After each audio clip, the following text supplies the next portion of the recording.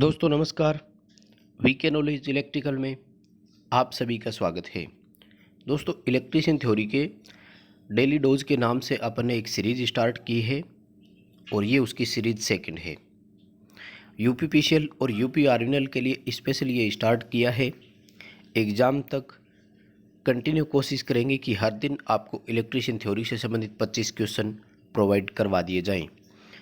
दोस्तों चैनल पर नए हो तो चैनल को सब्सक्राइब ज़रूर कर लें, नोटिफिकेशन के लिए बेल आइकन को भी प्रेस ज़रूर कर लें ताकि आपको ये वीडियो अपलोड होते ही उसका नोटिफिकेशन मिल सके।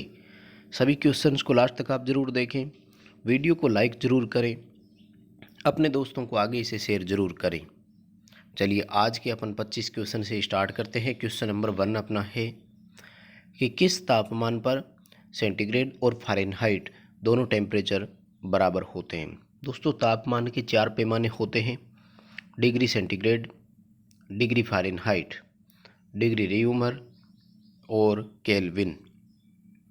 आप इन चारों पैमानों में आपसी संबंध का एक फॉर्मूला होता है, उस फॉर्मूले को आप ज़रूर याद रखें क्योंकि एग्ज़ाम में कोई ज़रूरी नहीं कि दोनों बराबर का ही पूछा जाए। एग्ज़ाम में ये भी क्वेश्चन हो सकता है कि किस तापमान पर फ़ारेनहाइट सेंटीग्रेड का दोगुना होता है या सेंटीग्रेड फ़ारेनहाइट का दोगुना होता है, तो हमें इनका फॉर्मूला याद रखना ज़रूरी होता है। फॉर्मूला है डिग्री सेंटीग्रेड बटे 5 बराबर डिग्री फ़ारेनहाइट माइनस 32 बटे 9 बराबर केल्विन माइनस 273 बटे 5 बराबर डिग्री रियूमर बटे 4। इसको आप ज़रूर याद रख लें। अगर इसको कंप्लीट याद रखना है तो यहाँ पर 100 है, यहाँ पर 180 है, यहाँ पर 100 है और यहाँ पर 80 है। इस फॉर्मूले को भी आप चाहो तो याद रख सकते हैं, एक कोई भी याद रखें दोनों। वो हमने 20-20 से डिवाइड कर रखा था सबको, इसलिए वो छोटी संख्या लिखी थी ताकि कैलकुलेशन ईजी हो जाए। और इसका आंसर तो फिक्स है, -40 डिग्री होता है जहाँ ये दोनों टेम्परेचर बराबर होते हैं। अपने इसमें ऊष्मा वाली टेम्परेचर वाला एक टॉपिक है, घरेलू उपकरण उसमें सिद्धांत पर जो आधारित है, तो उनमें ऊष्मा की 3 विधियाँ होती है, तो वहाँ ये क्वेश्चन पूछा जा सकता है, इसलिए ज़रूरी है और दिया है। आप इसका कैलकुलेशन करके मिलान भी कर सकते हैं। नेक्स्ट अपना क्वेश्चन है यूजेटी के दोनों बेस टर्मिनल के बीच कुल प्रतिरोध कितना होता है। यूजेटी का पूरा नाम यूनि जंक्शन ट्रांजिस्टर होता है। इसमें एक जंक्शन होता है, 3 सिरे होते हैं, लेकिन याद रखें कि इसमें कलेक्टर सिरा नहीं होता है।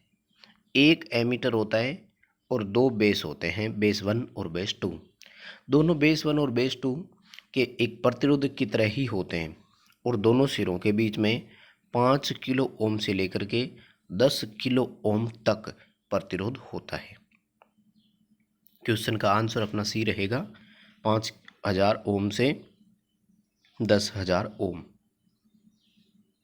नेक्स्ट अपना क्वेश्चन है कि एक शंट जनरेटर 440 वोल्ट पर 40 एम्पियर लोड करंट की आपूर्ति करता है।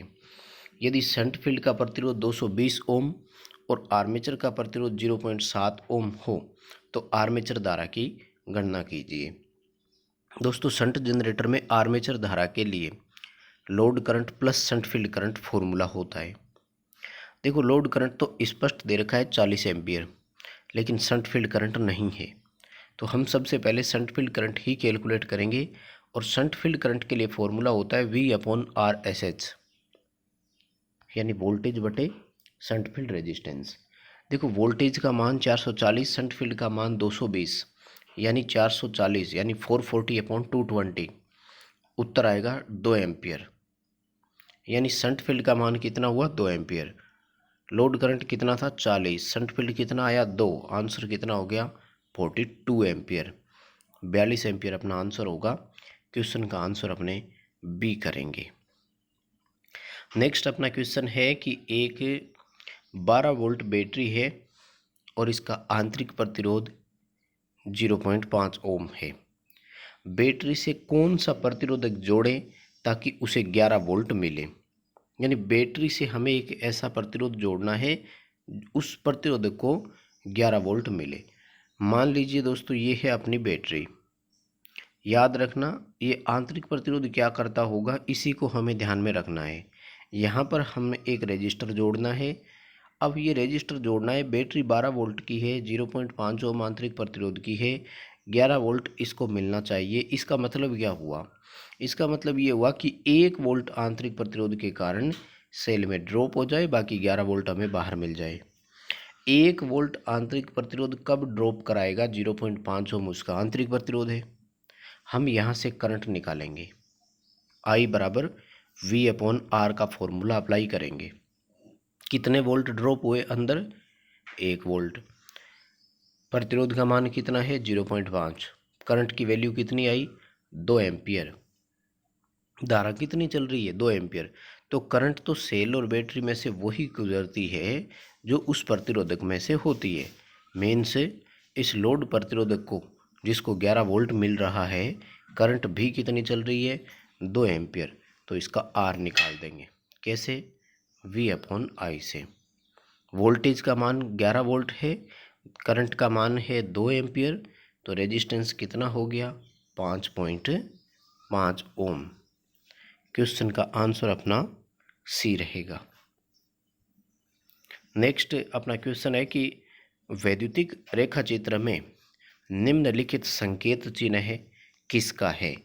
एक अपने को इंडिकेशन दिया है और पूछा गया है कि ये किसका संकेत कर रहा है।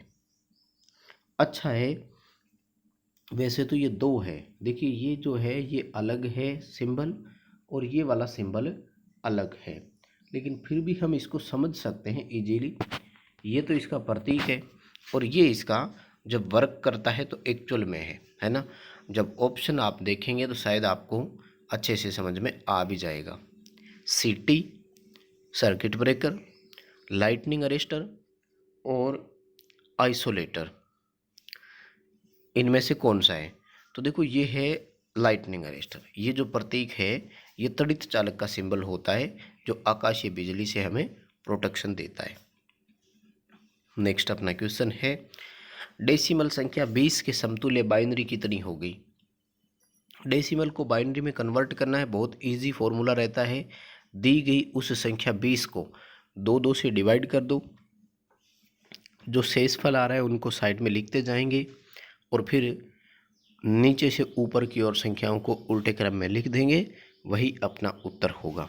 देखो सबसे पहले जब डिवाइड करेंगे तो शेषफल आएगा 0, फिर डिवाइड करेंगे तो फिर शेषफल आएगा 0, लेकिन जब अब डिवाइड करेंगे तो उत्तर कितना आएगा? 1, और फिर अगर अपन डिवाइड करेंगे तो शेषफल कितना आएगा? 0।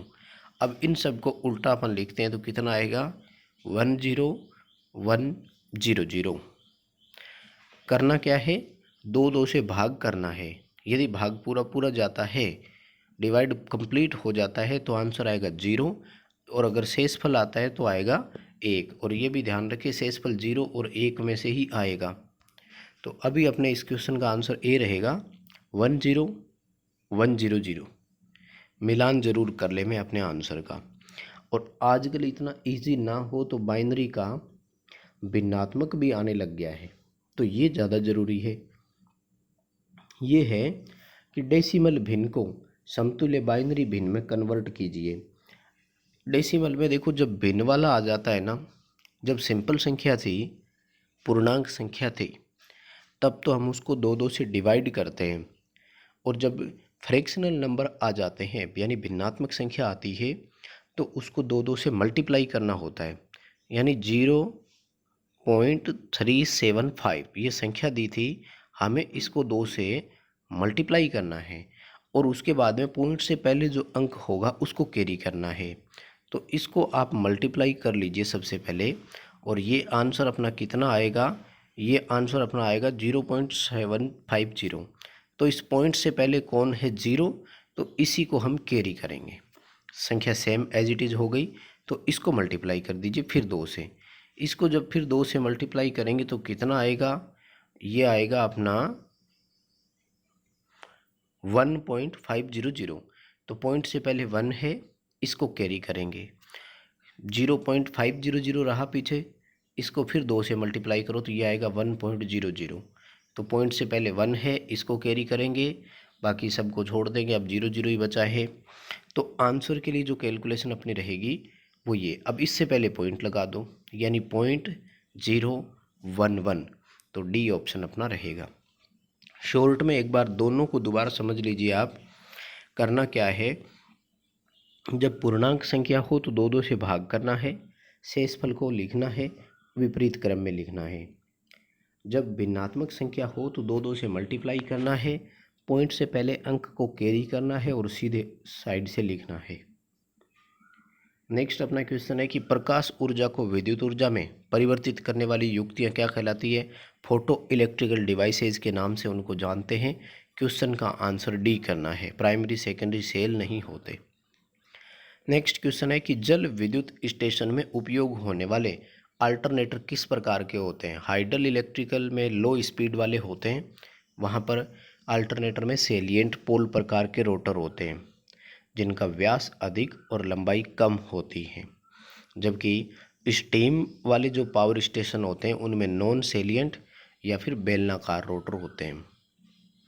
नेक्स्ट अपना क्वेश्चन है कि न्यूनतम परिचालन लागत किस में होती है? सबसे कम ऑपरेशन कॉस्ट या रनिंग कॉस्ट जल विद्युत उत्पादन केंद्रों की होती है। इनमें परिचालन के दौरान कोई लागत नहीं आती है, बहुत कम, नए के बराबर होती है, केवल पानी है और वही हमें उसकी कोई कॉस्ट नहीं देनी पड़ती, ना उसकी कोई ट्रांसपोर्टेशन लगती। इसकी इंस्टॉलेशन कॉस्ट जो होती है वो अधिक होती है। नेक्स्ट क्वेश्चन है कि कैलोरी किसका मात्रक है? तो सिंपल क्वेश्चन है ये तीन तो बीच में। कैलोरी ऊष्मा का है, कार्य को अपन जूल में लेते हैं, शक्ति को वाट या जूल प्रति सेकंड में, बल को न्यूटन या डायन में लेते हैं। नेक्स्ट क्वेश्चन है कि सूर्य पर ऊर्जा के स्रोत के कारण क्या है? ऊर्जा जो होती है वो परमाणविक तरीके से हम देखें तो दो तरीके से होती है, एक होता है नाभिकीय विखंडन, एक होता है नाभिकीय संलयन। नाभिकीय विखंडन, नाभिकीय संलयन।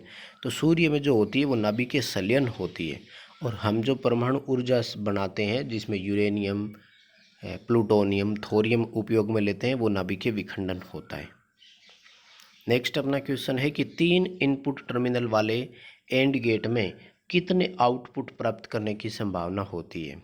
एंड गेट है एक और उसमें इनपुट है 3, तो इसमें आउटपुट की संभावनाएं कितनी रहेगी? वो है टोटल 8 संभावनाएं। कितनी? 8। कैसे कैसे वो देख लीजिए, ट्रू टेबल से हम देखते हैं। मान लीजिए कि ये है 3 ABC टर्मिनल और ये है Y आउटपुट। सबसे पहली संभावना है कि तीनों 0 0 हो गए। दूसरी संभावना है कि केवल ये 1 हुआ। तीसरी संभावना कि केवल ये 1 हुआ। चौथी संभावना है कि केवल ए को 1 किया, बाकी 0 0। तो 4 संभावनाएं होगी ना। इसी तरह से अब नेक्स्ट आ जाएगी कि 2 को हमने 1 1 कर दिया, ठीक है, 2 को 1 1 कर दिया, तो ये संभावना भी अपने पास रहती है। तो इस तरह से टोटल जो है वो 8 पॉसिबिलिटी होती है अपने पास आउटपुट प्राप्त करने की। याद रखें, ये नहीं पूछा गया है कि आउटपुट हाई प्राप्त करने की संभावनाएं कितनी है। एंड गेट से आउटपुट हाई केवल तभी मिलेगा जब सभी इनपुट हाई हो। इसका मतलब आउटपुट हाई की कंडीशन सिर्फ एक ही है, बाकी 7 कंडीशन आउटपुट लो ही रहेगा, ये भी याद रखें, क्योंकि एंड गेट सीरीज संयोजित वन वे स्विचों की तरह होता है। इसलिए जब तक तीनों स्विच प्रेस नहीं होंगे सर्किट कंप्लीट नहीं होगा। यानी आउटपुट हाई केवल तब होगी जब सभी इनपुट या तीनों इनपुट हाई हो। तो एक संभावना आउटपुट हाई की है, 7 संभावना आउटपुट लो की है। नेक्स्ट क्वेश्चन अपना आ गया कि निम्न में से कौन सा लॉजिक गेट की कार्य प्रणाली समांतर वन वे स्विच की तरह होती है? तो ये और गेट है। एंड गेट सीरीज की तरह होता है, और गेट समांतर स्विचों की तरह होता है, यानी कोई भी इनपुट हाई हो तो इसका आउटपुट भी हाई आ जाता है। अगला क्वेश्चन है निम्न में से किस में गेट सिरा नहीं होता है? SCR में एनोड कैथोड और गेट होते हैं। FET में गेट ड्रेन और सोर्स होता है। ट्राइक में gate MT first MT second होता है, लेकिन UJT में नहीं। इसके 3 टर्मिनल एमीटर, बेस 1 और बेस 2 होते हैं। नेक्स्ट अपना क्वेश्चन है मोसफेट का वास्तविक नाम IGFET है क्योंकि इसका गेट।